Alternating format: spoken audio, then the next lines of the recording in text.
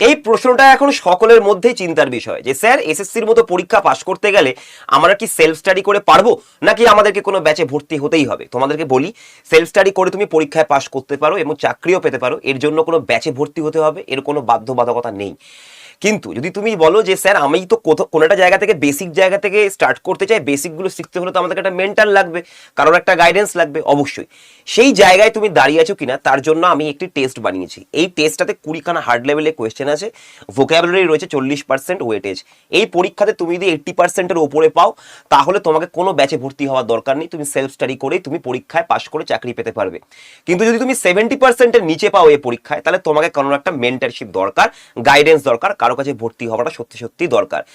এবং তোমরা কিভাবে পাবে টেস্টটা নিচে দেখে নাও, গুগলে তুমি গিয়ে লিখবে আড্ডা 24/7 বেঙ্গলি টেলিগ্রাম চ্যানেল, সেই টেলিগ্রাম চ্যানেলে আমি লিঙ্কটা দিয়ে রেখেছি, এই লিঙ্কে ক্লিক করেই তুমি এখানে পরীক্ষাটা দিয়ে দেখে নিতে পারো কত নম্বর পাচ্ছ। আর যদি তোমার মনে হয় 70%-এর নিচে পাচ্ছ, কনফিডেন্স নেমে যাচ্ছে, তো সামনে দেওয়া অ্যাডমিশন নাম্বারে কল করে এক্ষুনি নিজে একটি সিট বুক করে নাও বেসিক জায়গাগুলো বা বেসিক ব্যাপারগুলোকে বুঝে নেওয়ার জন্য এই সমস্ত পরীক্ষার ক্ষেত্রে। All the best for your examination.